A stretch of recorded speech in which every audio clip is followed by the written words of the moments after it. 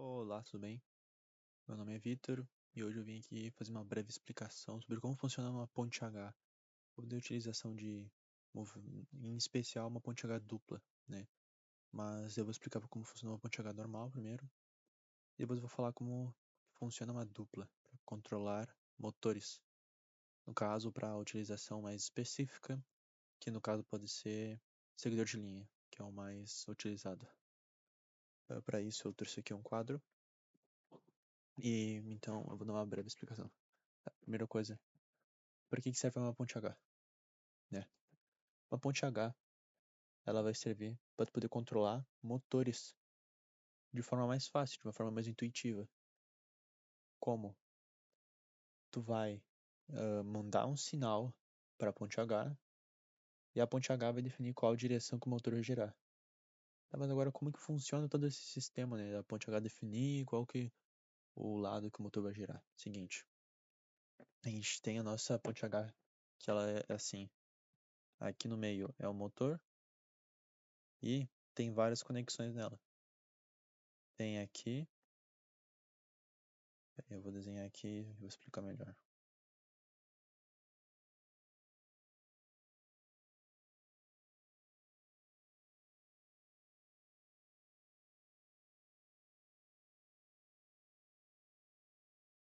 Seguinte, aqui é onde a energia vai entrar. E o que são esses botões aqui, né? Esses transistores aqui, que estão servindo como alavancas, né? Como botões para poder ligar ou desligar. Peraí que eu fiz errado aqui. Pronto. Basicamente, esses transistores aqui, a gente liga eles com pulsos elétricos e a partir de uma certa combinação de transistores que a gente ligar, a gente vai definir qual direção que o motor vai andar. Como? Vou dar um exemplo. Se eu ligar esse transistor aqui e esse transistor aqui, quando a energia for passar por aqui, ela vai passar aqui, vai entrar aqui, vai passar pelo motor aqui, fazendo ele girar dessa maneira, né, de forma horária. Depois ela vai voltar aqui e voltar para o negativo. Então, se eu ativar a primeira e a última porta, o último transistor, eu vou fazer com que ande no sentido horário. Tá, mas e agora? Se eu fizer ao contrário, o que vai acontecer?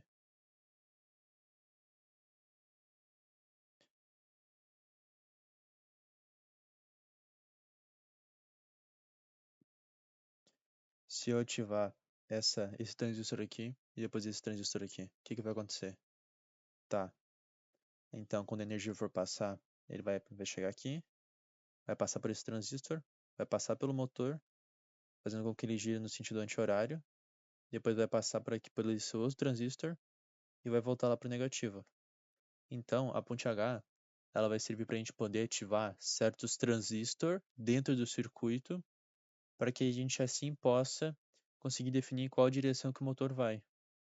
E como que a gente define, né, essa direção do motor? Em uma ponte H única, eu não sei muito bem sobre os modelos de ponte H única, mas eu suponho que tenha, quando a gente for utilizar com o Arduino, cada um desses transistores aqui vão ser um pino diferente. Então, se a gente mandar o valor, tipo, se a gente envia um valor alto para o primeiro pino, então ele vai ativar isso aqui. Se a gente envia um valor baixo para o segundo pino, então ele não vai ativar isso aqui. E assim por diante. A gente pode controlar esses pinos com as portas. Tá, mas como que funciona uma ponte H dupla? Uma ponte H dupla é literalmente a mesma coisa que isso daqui, só que a gente tem apenas 4 pinos. Como assim? A gente tem aqui o IN1, IN2, IN3 e IN4. Como que a gente utiliza esses pinos, né? Como que eles funcionam? Se eu ativar o pino IN1, eu vou estar ativando o primeiro e o último transistor do primeiro motor. Se eu ativar o IN2, eu vou estar ativando o segundo e o terceiro transistor do primeiro motor. Se eu ativar o IN3, eu vou estar ativando o primeiro e o último transistor do segundo motor. E se eu ativar o IN4, eu vou estar ativando o segundo e o terceiro transistor do segundo motor também. É como se fosse uma maneira simplificada de tu controlar esses motores. Tu vai estar controlando os mesmos transistores, mas agora em vez de controlar cada um deles, tu vai controlar eles em duplas. Como assim? Como assim? É uma forma mais fácil de pensar também, pode ser? Em vez de estar controlando esses transistores de cada um deles sozinho, tu tá controlando qual direção que o motor vai. É assim que eu gosto de pensar e coloco no meu código sempre. Geralmente eu defino o primeiro pino, né, o in1, como assim? Ah, pino motor mover frente, se é no meu caso, né? Então sempre que eu mandar sinal para esse pino aqui e não para os outros, o motor esquerdo vai mover para frente, mas se eu não ligo isso daqui, mas ligo somente esse, o motor esquerdo vai andar para trás, por exemplo. Dessa maneira que a gente tem que pensar. Ah, tá. Então, é, vamos recapitular de novo. A ponte H, ela funciona com transistores. Dependendo do sinal que eu mandar em cada pino, ela vai ativar um certo transistor. A ponte H dupla, que é o que geralmente a gente aplica mais, para a gente conseguir fazer com que o motor ande, um dos motores ande em uma direção, a gente tem que pensar o seguinte: cada dupla de portas é para um motor. O primeiro e o segundo é para um motor, e o segundo e o terceiro e o quarto é para outro. Eu não sei a ordem. Pode ser, esse aqui pode ser o direito, esse aqui pode ser o esquerdo, ou vice-versa. Tanto faz. Depende de como foi feita a conexão. Isso eu não vou saber. Só testando, né? Ou tu vendo ali no circuito. Mas é mais fácil testar. Para a gente controlar o motor, para ele definir qual direção ele vai, a gente vai usar essas portas. E se a gente usar uma dessas portas em específico, ela vai definir uma direção. Porém, se a gente desliga essa porta e liga a outra, ele vai andar em outra direção. E eu esqueci de comentar, mas para que o motor consiga andar em uma direção, tu tem que ativar uma e desativar a outra. Por quê? Se tu ativar as duas primeiras, uma diz para andar para frente e outra diz para andar para trás. Então isso vai dar um conflito. Eu não preciso desativar os outros do outro motor, não. A gente tem que pensar separado. A primeira e a segunda é para um motor. Então, se eu mandar a primeira porta ficar ligada, que não poderia ser andar para frente, eu tenho que desligar a andar para trás. Para que se eu deixar desligado, vai dar um conflito e ele não vai fazer nada. Essa é a ideia. E a mesma coisa para a terceira e a quarta porta. Que essas portas aqui são para o segundo motor, essas portas aqui são para o primeiro motor, como já falei. Para utilizar no Arduino, tu vai conectar essas portas aqui em valores. Na verdade, vamos um pouquinho mais a fundo, né? Geralmente nas Ponte H tem mais dois pinos extras, que eles são chamados de enable. No caso pode ser o ENA e o NB, enable B. Para que serve isso? Geralmente na Ponte H, essas portas aqui elas já estão tipo encaixadas no 5 volts direto, que significa que elas já estão sempre ligadas. Mas se tu quiser, tu pode usar um jumper para ligar elas. E por que tu faria isso? Se essa porta aqui, o enable, essas portas, elas não recebem nenhum sinal, o motor que corresponde a essa porta vai estar desligado. Mas se tu envia algum sinal para ela, o motor vai funcionar. Para que muitas pessoas usam isso? Para definir a velocidade. Como? Se a gente utiliza um pino PWM, um pino digital PWM, que é geralmente um pino digital que utiliza a tecnologia de PWM, que é o quê? É tu conseguir cortar uma onda digital de forma que ela se torne menos intensa, podendo assim controlar a velocidade e intensidade de componentes eletrônicos. Tu poderia utilizar um pino PWM do teu Arduino para controlar a velocidade dele a partir dessa porta somente. Então, tipo, se eu colocasse o valor 120 aqui, o motor iria na velocidade da metade do que o máximo pode, que o máximo é 255.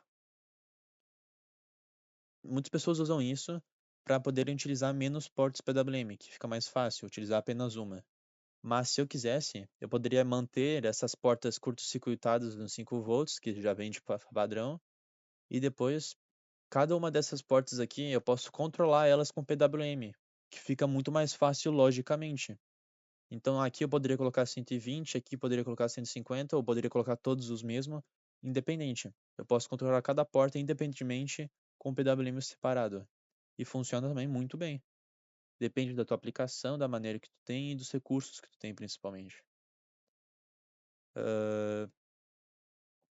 Então, tu conectaria essas portas aí no teu Arduino, enviaria o sinal e dependendo da intensidade desse sinal, ele definiria a velocidade que o motor moveria.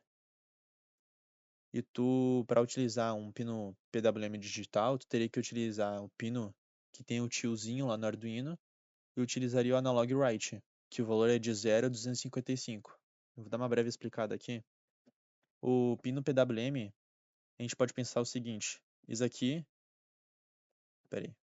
é um pino digital, ou ele está ligado ou ele está desligado, né? Ou totalmente desligado ou totalmente ligado, ou totalmente desligado ou totalmente ligado. Sempre se mantém o mesmo. Mas, se a gente quer um valor, nunca falei, ou aqui é 0 ou aqui é 1. Né? Não tem meio termo, não tem meio, por exemplo. Mas, se a gente quer conseguir um meio termo nisso, se a gente quer conseguir uma maneira de variar este valor, a gente usa o PWM. Como que funciona isso? A gente vai pegar essa onda aqui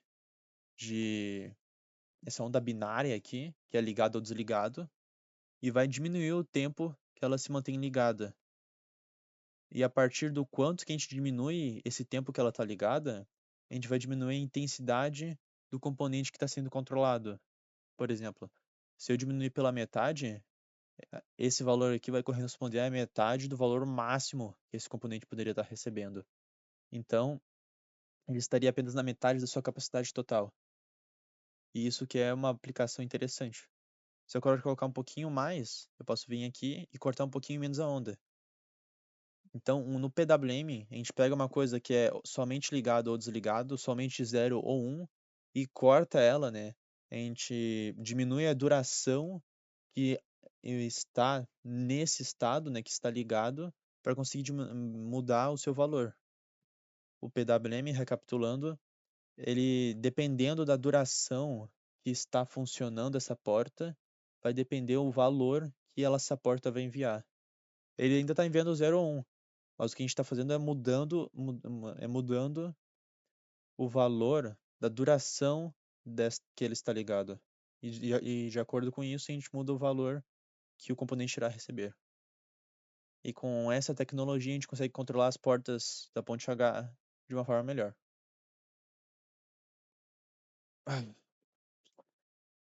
Eu acho que é isso, então. Muito obrigado pela atenção. Espero que você tenha entendido. Se tiver alguma dúvida, por favor, peça, que eu vou tentar ajudar da melhor maneira possível. E se eu errei alguma coisa aqui, ou falei errado, tanto faz, por favor, me corrija. Então tá, então, muito obrigado. Feito.